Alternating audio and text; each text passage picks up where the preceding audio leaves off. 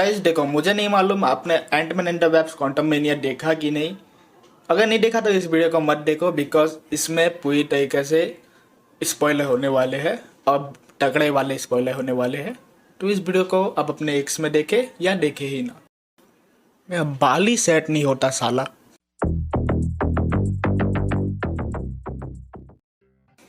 देखो, इस वीडियो में मैं ये बात नहीं करने वाला कि एंटमैन एंड द वेब्स क्वांटममेनिया में क्या हुआ या फिर एंटमैन एंड द वेब्स क्वांटममेनिया का प्लॉट क्या था।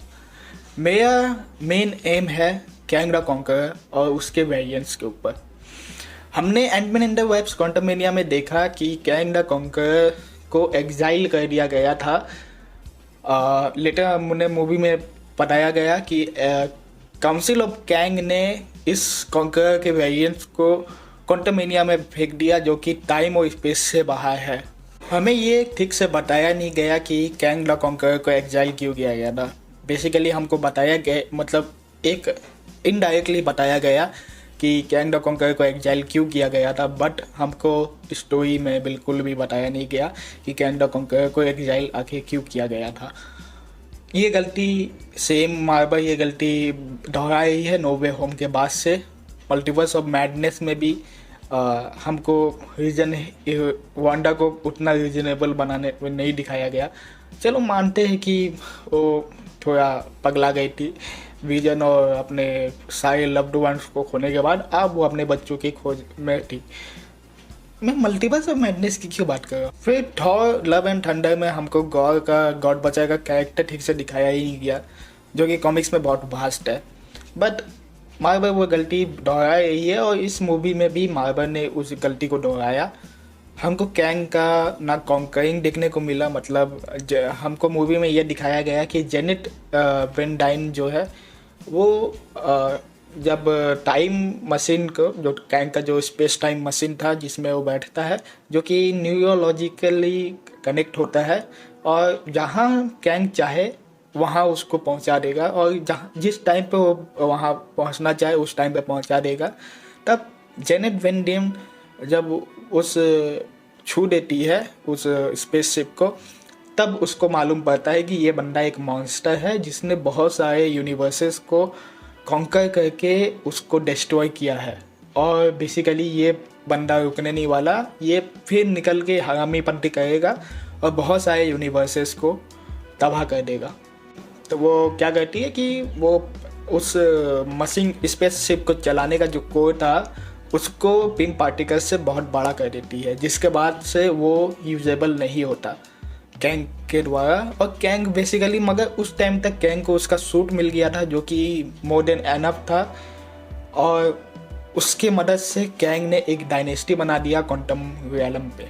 तो भाई साहब, कैंग का कैरेक्टर तो 100% बहुत खतरनाक दिखाया गया।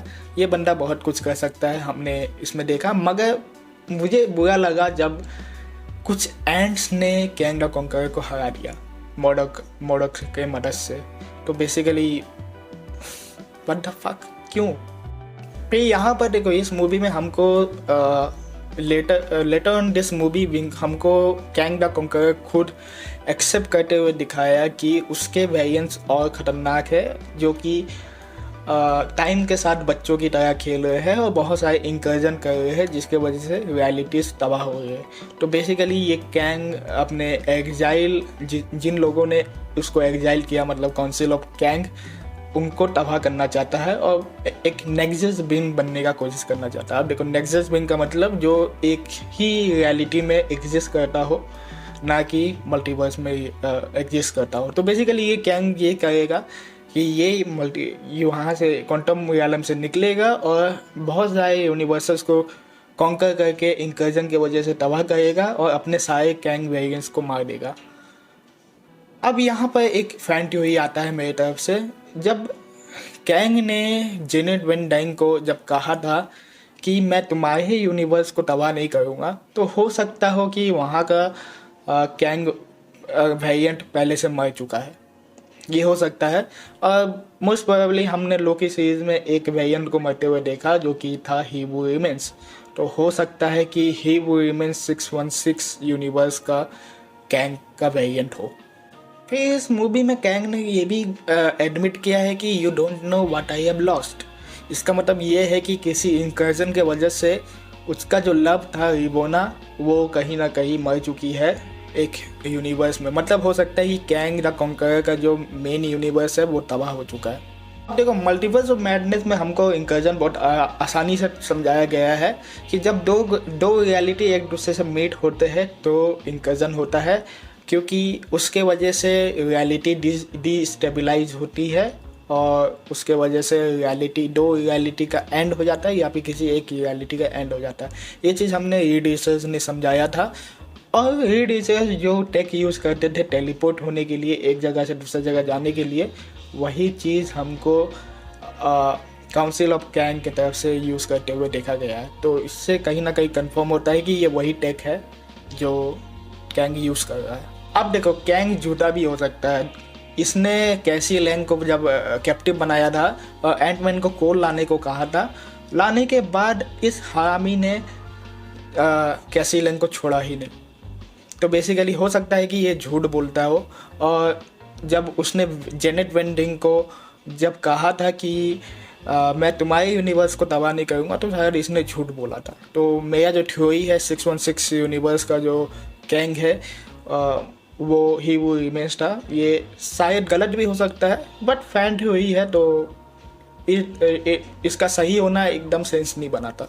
Coming back to the question, क्या ये कैंग वेरिएंट सबसे खतरनाक था? तो नोप, ये सबसे खतरनाक कैंग वेरिएंट नहीं था। भले ही ये बंदा पूरे हर यूनिवर्सेस को कॉन्कर करके तबाह करना चाहता है और एक सेकेंड टाइमलाइन बनाना चाहता है, बट इसके जो अलग वेरिएंट्स है वो टाइम के साथ और यूनिवर्सेस के साथ खेल रहे हैं एक बच्चे की तरह। तो इनके वजह से बहुत सारा इंकर्जन हो रहा है और यूनिवर्सेस कोलाइड हो रहे हैं।